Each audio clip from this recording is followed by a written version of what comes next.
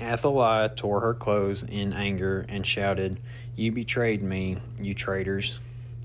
Straightway, Jehoiakim, they started everything, though, why would God, the priest, he ever. His son Jotham then became king. Sisters were unfaithful and disobeyed the celebration. The worshippers celebrated for 7 days by offering sacrifices, by eating the sacred meals, and by praising the Lord God of their ancestors. Everyone was so excited that they agreed to celebrate 7 more days. So Hezekiah gave the people 1,000 bulls and 7,000 sheep to be offered as sacrifices to be used as food for the sacred meals. His officials gave 1,000 bulls and 10,000 sheep, and many more priests agreed to go through the ceremony to make themselves clean. Everyone was very happy, including those from Judah and Israel, the priests and Levites, and the foreigners living in Judah and Israel. It was the biggest celebration in Jerusalem since the days of King Solomon, the son of David. The priests and Levites asked God to bless the people, and from his home in heaven he did. The people destroyed the local shrines. After the festival, the people went to every town in Judah and smashed the stone images of foreign gods and cut down the sacred poles for worshiping the goddess Asherah. They destroyed all the local shrines and foreign altars in Judah, as well as those in the territories of Benjamin, Ephraim, and West Manasseh. Then everyone went home. Offerings for the priests and Levites. Hezekiah divided the priests and Levites into groups according to their duties. Then he assigned them the responsibilities of offering sacrifices to please the Lord, and sacrifices to ask his blessing. He also appointed people to serve at the temple and to sing praises at the temple gates. Hezekiah provided animals from his own herds and flocks to use for the morning and evening sacrifices, as well as for the sacrifices during the Sabbath celebrations, the new moon festivals, and the other religious feasts required by the law of the Lord. He told the people of Jerusalem to bring the offerings that were to be given to the priests and Levites so that they would have time to serve the Lord with their work. As soon as the people heard what the king wanted, they brought a tenth of everything they owned, including their best grain, wine, olive oil, honey, and other crops. The people from the other towns of Judah brought a tenth of their herds and flocks, as well as a tenth of anything they had dedicated to the Lord. The people started bringing their offerings to Jerusalem in the 3rd month, and the last ones arrived 4 months later. When Hezekiah and his officials saw these offerings, they thanked the Lord and the people. Hezekiah asked the priests and Levites about the large amount of offerings.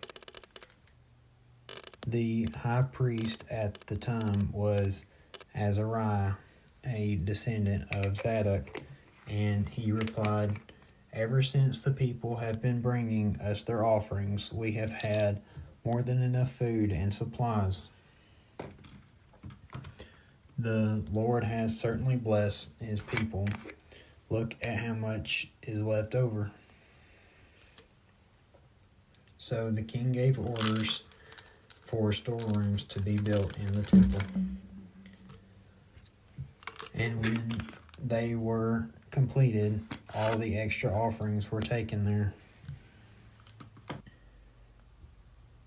Hezekiah and Azariah then appointed Conaniah the Levite to be in charge of these storerooms. His brother Shimei was his assistant, and the following Levites worked with them: Jehiel, Azaziah, Nathan, Asahel, Jeremoth, Jozabad, Eliel, Ismachiah, Mahath, and Benaiah. Korah, son of Imnah, was assigned to guard the east gate, and he was put in charge of receiving the offerings voluntarily given to God and of dividing them among the priests and Levites. He had 6 assistants who were responsible for seeing that all the priests in the other towns of Judah also got their share of these offerings. They were Eden, Mini-Aman, Jeshua, Shemaiah, Amariah, and Shechaniah. Every priest and every Levite over 30 years old who worked daily in the temple received part of these offerings according to their duties. The priests were listed in the official records by clans, and the Levites 20 years old and older were listed by their duties. The official records also included their wives and children, because they had also been faithful in keeping themselves clean and acceptable to serve the Lord. Hezekiah also appointed other men to take food and supplies to the priests and Levites whose homes were in the pasture land around the towns of Judah. But the priests had to be descendants of Aaron, and the Levites had to be listed in the official records. Everything Hezekiah did while he was king of Judah, including what he did for the temple in Jerusalem, was right and good. He was a successful king because he obeyed the Lord God with all of his heart. King Sennacherib of Assyria invades Judah. After King Hezekiah had faithfully obeyed the Lord's instructions by doing these things, King Sennacherib of Assyria invaded Judah. He attacked the fortified cities and thought he would capture every one of them. As soon as Hezekiah learned that Sennacherib was planning to attack Jerusalem, he and his officials worked out a plan to cut off the supply of water outside the city so that the Assyrians would have no water when they came to attack. The officials got together a large workforce that stopped up the springs and streams near Jerusalem. Hezekiah's workers also repaired the broken sections of the city wall. Then they built defense towers and an outer wall to help protect the one already there. The landfill on the east side of David's city was also strengthened.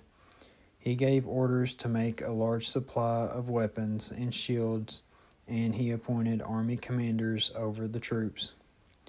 Then he gathered the troops together in the open area in front of the city gate and said to them, "Be brave and confident. There's no reason to be afraid of King Sennacherib and his powerful army. We are much more powerful because the Lord our God fights on our side. The Assyrians must rely on human power alone." These words encouraged the army of Judah. When Sennacherib and his troops were camped at the town of Lachish, he sent a message to Hezekiah and the people in Jerusalem. It said, I am King Sennacherib of Assyria, and I have Jerusalem surrounded. Do you think you can survive my attack? Hezekiah, your king, is telling you that the Lord your God will save you from me, but he is lying, and you'll die of hunger and thirst. Didn't Hezekiah tear down all except one of the Lord's altars and places of worship? And didn't he tell you, people of Jerusalem and Judah, to worship at that one place? You've heard what my ancestors and I have done to other nations.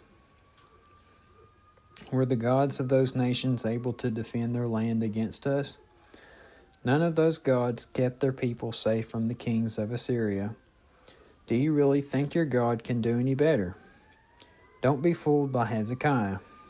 No god of any nation has ever been able to stand up to Assyria. Believe me, your God cannot keep you safe. The Assyrian officials said terrible things about the Lord God and his servant Hezekiah. Sennacherib's letter even made fun of the Lord. It said, the gods of other nations could not save their people from Assyria's army, and neither will the God that Hezekiah worships. The official said all these things in Hebrew so that everyone listening from the city wall would understand and be terrified and surrender. The officials talked about the Lord God as if he were nothing but an ordinary god or an idol that someone had made. The death of King Sennacherib.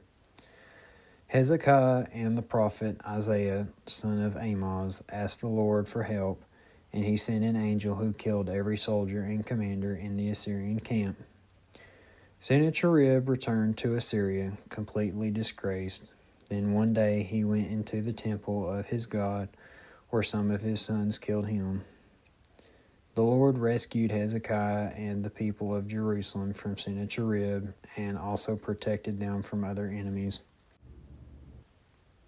People brought offerings to Jerusalem for the Lord and expensive gifts for Hezekiah, and from that day on, every nation on earth respected Hezekiah. Hezekiah gets sick and almost dies. About this same time, Hezekiah got sick and was almost dead. He prayed, and the Lord gave him a sign that he would recover. But Hezekiah was so proud that he refused to thank the Lord for everything he had done for him. This made the Lord angry, and he punished Hezekiah and the people of Judah and Jerusalem. Hezekiah and the people later felt sorry and asked the Lord to forgive them. So the Lord did not punish them as long as Hezekiah was king. Hezekiah's wealth. Hezekiah was very rich, and everyone respected him. He built special rooms to store the silver, the gold, the precious stones, and the spices, the shields, and the other valuable possessions. Storehouses were also built for his supply of grain, wine, and olive oil. Barns were built for his cattle, and pens were put up for his sheep. God made Hezekiah extremely rich, so he bought even more sheep, goats, and cattle. And he even built towns where he could keep all these animals. It was Hezekiah who built a tunnel that carried the water from Gihon Spring into the city of Jerusalem. In fact, everything he did was successful, even when the leaders of Babylonia sent messengers to ask Hezekiah about the sign God had given him. God let Hezekiah give his own answer to test him and to see if he would remain faithful. Hezekiah dies. Everything else Hezekiah did while he was king, including how faithful he was to the Lord, is included in the records kept by Isaiah the prophet. These are written in the history of the kings of Judah and Israel. When Hezekiah died, he was buried in the section of the royal tombs that was reserved for the most respected kings, and everyone in Judah and Jerusalem honored him. His son Manasseh then became king. King Manasseh and King Amon. King Manasseh of Judah. Manasseh was 12 years old when he became king of Judah, and he ruled 55 years from Jerusalem.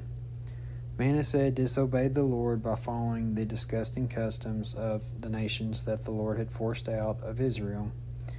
He rebuilt the local shrines that his father Hezekiah had torn down. He built altars for the god Baal and set up sacred poles for worshiping the goddess Asherah, and he faithfully worshipped the stars in the sky. In the temple, where only the Lord was supposed to be worshipped, Manasseh built altars for pagan gods and for the stars. He placed these altars in both courtyards of the temple and even set up a stone image of a foreign god. Manasseh practiced magic and witchcraft. He asked fortune tellers for advice and sacrificed his own sons in Hinnom Valley. He did many other sinful things and made the Lord very angry. Years ago, he had told David and Solomon, "Jerusalem is the place I prefer above all others in Israel. It belongs to me, and there in the temple I will be worshipped forever. If my people will faithfully obey all the laws and teaching I gave to my servant Moses, I will never again force them to leave the land I gave their ancestors." But the people of Judah and Jerusalem listened to Manasseh and did even more sinful things than the nations the Lord had wiped out. The Lord tried to warn Manasseh and the people about their sins, but they ignored the warning, so he let Assyrian army commanders invade Judah and capture Manasseh. They put a hook in his nose and tied him up in chains, and they took him to Babylon. While Manasseh was held captive there, he asked the Lord God to forgive him and to help him. The Lord listened to Manasseh's prayer and saw how sorry he was, and so he let him go back to Jerusalem and rule as king. Manasseh knew from then on that the Lord was God. Later, Manasseh rebuilt the eastern section of Jerusalem's outer wall and made it taller. This section went from Gihon Valley north to Fish Gate, the part of the city called Mount Ophel. He was assigned army officers to each of the fortified cities in Judah. Manasseh also removed the idols and the stone image of the foreign god from the temple, and he gathered the altars he had built near the temple and in other parts of Jerusalem. He threw all these things outside the city. Then he repaired the Lord's altar and offered sacrifices to thank him and sacrifices to ask his blessing. He gave orders that everyone in Judah must worship the Lord God of Israel. The people obeyed Manasseh, but they worshipped the Lord at their own shrines. Everything else Manasseh did while he was king, including his prayer to the Lord God and the warnings from his prophets, is written in the history of the kings of Israel. Hosea wrote a lot about Manasseh, including his prayer and God's answers, but Hosea recorded the evil things Manasseh did before turning back to God, as well as a list of places where Manasseh set up idols and where he built local shrines and places to worship Asherah. Manasseh died and was buried near the palace, and his son Amon became king. King Amon of Judah. Amon was 22 years old when he became king of Judah, and he ruled from Jerusalem for 2 years. Amon disobeyed the Lord just as his father Manasseh had done, and he worshipped and offered sacrifices to the idols his father had made. Manasseh had turned back to the Lord, but Amon refused to do that. Instead, he sinned even more than his father. Some of Ammon's officials plotted against him and killed him in his palace, but the people of Judah killed the murderers of Ammon and made his son Josiah king. 2 Chronicles chapter 34. King Josiah and the Book of God's Law. King Josiah of Judah. Josiah was 8 years old when he became king of Judah, and he ruled 31 years from Jerusalem. He followed the example of his ancestor David and always obeyed the Lord. Josiah stops the worship of foreign gods. When Josiah was only 16 years old, he began worshiping God just as his ancestor David had done. Then, 4 years later, he decided to destroy the local shrines in Judah and Jerusalem, as well as the sacred poles for worshiping the goddess Asherah and the idols of foreign gods. He watched as the altars for the worship of the god Baal were torn down, and as the nearby incense altars were smashed. The Asherah poles, the idols, and the stone images were also smashed, and the pieces were scattered over the graves of their worshippers. Josiah then had the bones of the pagan priests burnt on the altars, and so Josiah got rid of the worship of foreign gods in Judah and Jerusalem. He did the same things in the towns and ruined villages in the territories of West Manasseh, Ephraim, and Simeon, as far as the border of Naphtali. Everywhere in the northern kingdom of Israel, Josiah tore down pagan altars and Asherah poles. He crushed idols to dust and smashed incense altars. Then Josiah went back to Jerusalem. Hilkiah finds the book of God's law. In the 18th year of Josiah's rule in Judah, after he had got rid of all the sinful things from the land and from the Lord's temple, he sent 3 of his officials to repair the temple. They were Shaphan, son of Azaliah, governor Maaseiah of Jerusalem, and Joah, son of Joahaz, who kept the government records. These 3 men went to Hilkiah, the high priest.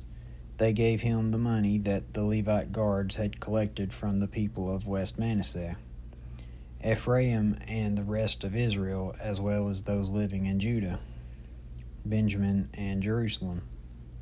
Then the money was turned over to the men who supervised the repairs to the temple.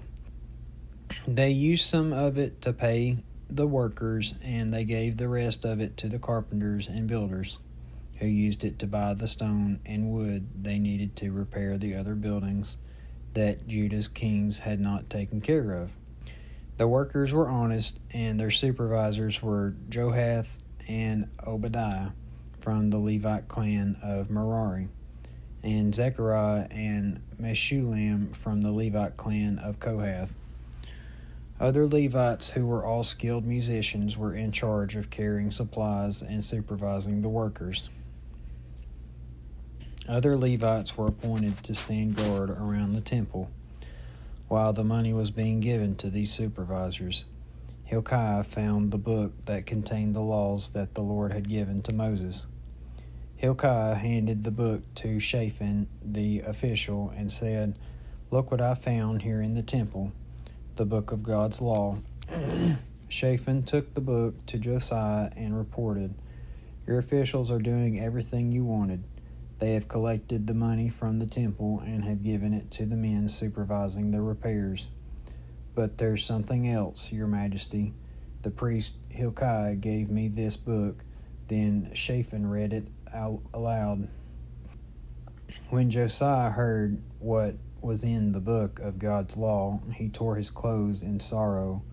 At once he called together Hilkiah, Shaphan, Ahikam, son of Shaphan, Abdon, son of Micah, and his own servant Asaiah. He said, "The Lord must be furious with me and everyone else in Israel and Judah, because our ancestors did not obey the laws written in this book. Go and find out what the Lord wants us to do." Hilkiah and the 4 other men left straight away and went to talk with Huldah the prophet, her husband, who was Shallum, who was in charge of the king's clothes. Huldah lived in the northern part of Jerusalem, and when they met in her home, she said, "You were sent here by King Josiah, and this is what the Lord God of Israel says to him. Josiah, I am the Lord, and I intend to punish this country and everyone in it, just as this book says. The people of Judah and Israel have rejected me. They have offered sacrifices to foreign gods and have worshipped their own idols. I can't stand it any longer. I am furious. Josiah, listen to what I am going to do. I noticed how sad you were when you heard that this country and its people would be completely wiped out. You even tore your clothes in sorrow, and I heard you cry. So before I destroy this place, I will let you die in peace." The men left and reported to Josiah what Huldah had said. Josiah reads the book of God's law. King Josiah called together the leaders of Judah and Jerusalem. Then he went to the Lord's temple together with all the people of Judah and Jerusalem, the priests and the Levites. Finally, when everybody was there, he read aloud the book of God's law that had been found in the temple. After Josiah had finished reading, he stood in the place reserved for the king. He promised in the Lord's name to obey the Lord faithfully and to follow his laws and teachings that were written in the book. Then he asked the people of Jerusalem and Benjamin to make that same promise and to obey the God their ancestors had worshipped. Josiah destroyed all the idols in the territories of Israel, and he commanded everyone in Israel to worship only the Lord God.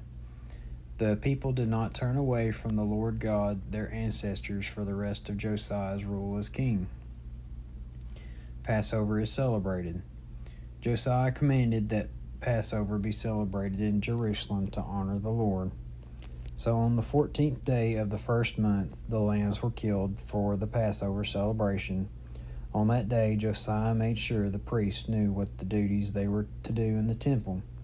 He called together the Levites who served the Lord and who taught the people his laws, and he said, "No longer will you have to carry the sacred chest from place to place. It will stay in the temple built by King Solomon, son of David, where you will serve the Lord and his people Israel. Get ready to do the work that David and Solomon assigned to you, according to your clans. Divide yourselves into groups, then arrange yourselves throughout the temple so that each family of worshipers will be able to get help from one of you. When the people bring you their Passover lamb, you must kill it and prepare it to be sacrificed to the Lord. Make sure the people celebrate according to the instructions that the Lord gave Moses, and don't do anything to make yourselves unclean and unacceptable." Josiah donated 30,000 sheep and goats and 3,000 bulls from his own flocks and herds for the people to offer as sacrifices. Josiah's officials also voluntarily gave some of their animals to the people, the priests, and the Levites as sacrifices. Hilkiah, Zechariah, and Jehiel, who were the officials in charge of the temple, gave the priests 2,600 sheep and lambs and 300 bulls to sacrifice during the Passover celebration. Conaniah, his 2 brothers, Shemaiah and Nathaniel, Nathanael, as well as Hashabiah, Jeiel, and Jozabad were leaders of the Levites, and they gave the other Levites 5,000 sheep and goats and 500 bulls to offer as sacrifices. When everything was ready to celebrate Passover, the priests and the Levites stood where Josiah had told them. Then the Levites killed and skinned the Passover lambs, and they handed some of the blood to the priests, who splattered it on the altar. The Levites set aside the parts of the animal that the worshippers needed for their sacrifices to please the Lord, just as the law of Moses required. They also did the same thing with the bulls. They sacrificed the Passover animals on the altar and boiled the meat for the other offerings in pots, kettles, and pans. Then they quickly handed the meat to the people so they could eat it. All day long, the priests were busy offering sacrifices and burning the animal's fat on the altar. And when everyone had finished, the Levites prepared Passover animals for themselves and for the priests. During the celebration, some of the Levites prepared Passover animals for the musicians and the guards, so that the Levite musicians would not have to leave their places, which had been assigned to them according to the instructions of David, Asaph, Heman, and Jeduthun, the king's prophet. Even the guards at the temple gates did not have to leave their posts. So on that day, Passover was celebrated to honor the Lord, and sacrifices were offered on the altar to him, just as Josiah had commanded. The worshippers then celebrated the festival of thin bread for the next 7 days. People from Jerusalem and from towns all over Judah and Israel were there. Passover had not been observed like this since the days of Samuel the prophet. In fact, this was the greatest Passover celebration in Israel's history. All these things happened in the 18th year of Josiah's rule in Judah. Josiah dies in battle. Sometime later, King Necho of Egypt led his army to the city of Carchemish on the river Euphrates, and Josiah led his troops north to meet the Egyptians in battle. Necho sent the following message to Josiah: "I'm not attacking you, king of Judah. We're not even at war, but God has told me to attack my enemy quickly. God is on my side, so if you try to stop me, he will punish you." But Josiah ignored Necho's warning, even though it came from God. Instead, he disguised himself and marched into battle against Necho and in the valley near Megiddo. During the battle, an Egyptian soldier shot Josiah with an arrow. Josiah told his servants, "Get me out of here, I've been hit." They carried Josiah out of his chariot, then put him in the other chariot he had there and took him back to Jerusalem, where he soon died. He was buried beside his ancestors, and everyone in Judah and Jerusalem mourned his death. Jeremiah the prophet wrote a funeral song in honor of Josiah, and since then anyone in Judah who mourns the death of Josiah sings that song. It is included in the collection of funeral songs. Everything else Josiah did while he was king, including how he faithfully obeyed the Lord, is written in the history of the kings of Israel and Judah. The last kings of Judah. King Jehoahaz of Judah.